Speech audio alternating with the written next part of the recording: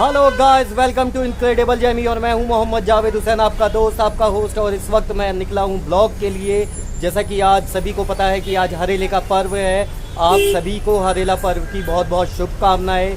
और उसके साथ ही नैनीताल में, जैसा मैंने कल आपको ब्लॉग में बताया था कि सैटरडे और संडे बहुत ज़्यादा भीड़ रहती है, तो मैं चलूँगा उसकी तरफ। लेकिन उससे पहले मेरे साथ है हमारे नासिर भाई और मदन मेहरादा और रोहित, जो कि आपको रोज़ ही ब्लॉग में दिखते हैं। तो इस वक्त ये मेरे साथ है। और नासिर भाई जो एक काफ़ी अच्छे जानकार भी हैं काफ़ी चीज़ों के, तो मैं इनसे पूछूंगा कि हरेले का जो महत्व है उसके बारे में। तो चलते हैं नासिर भाई के पास और उनसे ये हरेले पर्व के महत्व के बारे में जानकारी लेते हैं।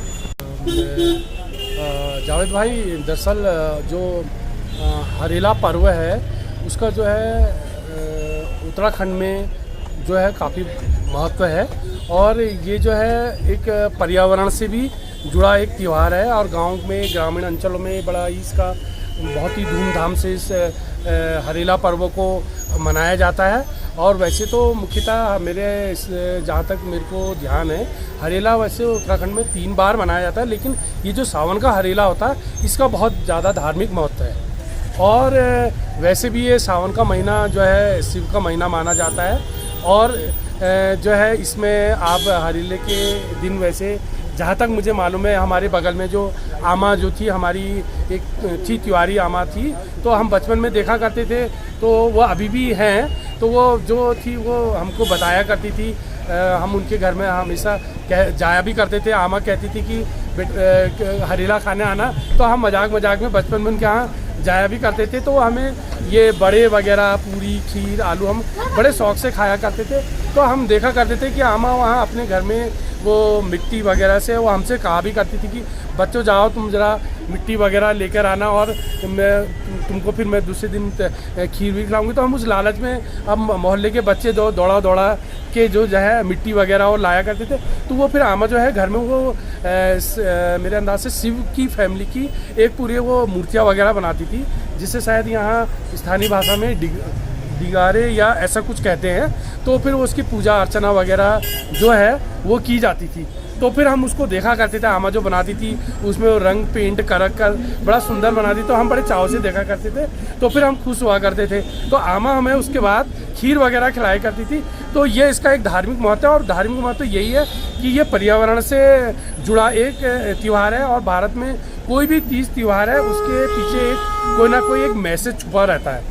और वही सेम जो है ये जो उत्तराखंड में हरेला मनाया जाता है, उसके पीछे भी सीधा एक मैसेज है कि आप पर्यावरण के प्रति जागरूक रहें, हरा भरा रहे, हर जगह वृक्षारोपण करो। ये सावन का महीना चल ही रहा है। और इतना मैं आपको और क्या कहूँ, इसके लिए धन्यवाद जावेद। हरेली की ढेर सारी शुभकामनाएं। हमारे साथ इस वक्त मनमोहन दा हैं। तो मनमोहन दा, ये हरेला पर्व जो मनाया जाता है, इसका विशेष जो कारण है वो क्या है? हरेला पर्व हमारे कुमाऊं में जो मनाया जाता है, सबसे हरियाली रहती है। और पेड़ पौधे हम जो लगाते हैं फूलों पे ले, जैसे दिवाली की तैयारियां भी करते हैं कई लोग, जैसे फूल लगाते हैं। आज हरेले के दिन जो भी चीज़ लगाएंगे, चाहे वो फूल है और ये पौधे हो गए और फलदायक पेड़ लगाएंगे, तो ये फलते हैं कहते हैं। और पूरे उसमें हरियाली रहती है, तो एक इसलिए इसको बड़े धूमधाम से मनाया जाता है। धन्यवाद। तो जैसा कि मैंने आपको अभी बताया था कि आज नैनीताल में बहुत ज़्यादा भीड़ है। सैटरडे और संडे 2 दिन नैनीताल में सीज़न चलता ही चलता है। और आप देख सकते हैं कि पीछे गाड़ियों की लाइन लगी हुई है और ये लाइन माल रोड तक जा रही है और काफ़ी जाम वगैरह भी लग रहा है। तो आज मैं आपको लेकर चलूँगा तलीताल की तरफ और आपको दिखाऊंगा कि इस वक्त यहाँ कैसा माहौल बना हुआ है। और साथ ही आपको तलीताल पहुंचकर ये भी बताऊंगा कि आपको कौन से रास्ते से नैनीताल को आना चाहिए, ताकि आपको ज़्यादा ट्रैफिक वगैरह ना मिले। तो चलते हैं हम आगे की तरफ। आप देख सकते हैं कि इस वक्त नैनीताल के मेन जो रोड है, जिसे हम माल रोड कहते हैं, उसमें आप देख सकते हैं कितनी ज़्यादा भीड़ लगी हुई है। गाड़ियाँ ही गाड़ियाँ दिखाई दे रही हैं। तो इस वक्त मैं हूँ माल रोड पर और आप देख सकते हैं कि माल रोड पे काफ़ी भीड़ भाड़ हो चुकी है। और अभी दिन का वक्त है, शाम तक ही भीड़ और ज़्यादा बढ़ जाएगी क्योंकि कल संडे है और लोग अभी आना शुरू हुए हैं और मैं बढ़ रहा हूँ तलीताल की तरफ। और इस वक्त मैं पहुँच चुका हूँ कैनेडी पार्क पे और यहाँ पर आप देख रहे हैं कि इस वक्त कुछ मशीनें वगैरह भी लगाई गई हैं नई, और इन मशीनों में आप एक्सरसाइज कर सकते हैं चलते फिरते। एक तरीके से ये ओपन जिम जो बनाया गया है इसके बारे में मैं आपको बाद में दूसरे ब्लॉग में बताऊंगा, लेकिन अभी मैं अपने रास्ते पर निकल पड़ता हूँ आगे की तरफ और होगी आपसे इस पार्क के बारे में फिर बातें। तो चलते हैं आगे की तरफ। मैं पहुँच चुका हूँ तलीताल डाट पर और आप देख सकते हैं कि मेरे पीछे बाइकें ही बाइकें खड़ी हैं, काफ़ी भीड़ है। मेरे सामने चौकी है और इधर साइड आप देखेंगे तो बस स्टैंड वगैरह है, बस वगैरह खड़ी हुई है। और यहाँ पर पहुँचने के बाद ही मैं आपको अब बता पाऊँगा कि कौन सा रास्ता ज़्यादा सूटेबल है, कौन सा रास्ता थोड़ा सा आपको परेशान कर सकता है इस वक्त आने जाने के लिए।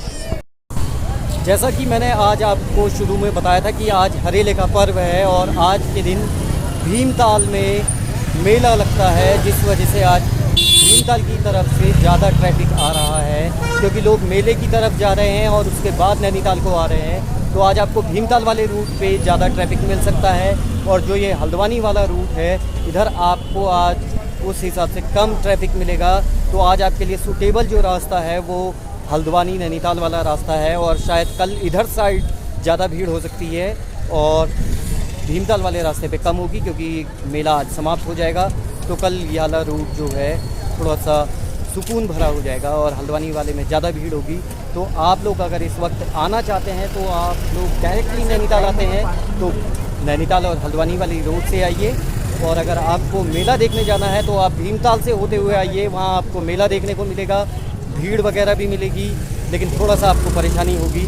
और इसी के साथ अब मैं अपने इस ब्लॉग को यहीं पर समाप्त करता हूँ और फिर मिलता हूँ आपसे किसी और नए ब्लॉग में, और कल कुछ और लेकर आपके सामने ज़रूर आऊँगा। तब तक के लिए अलविदा।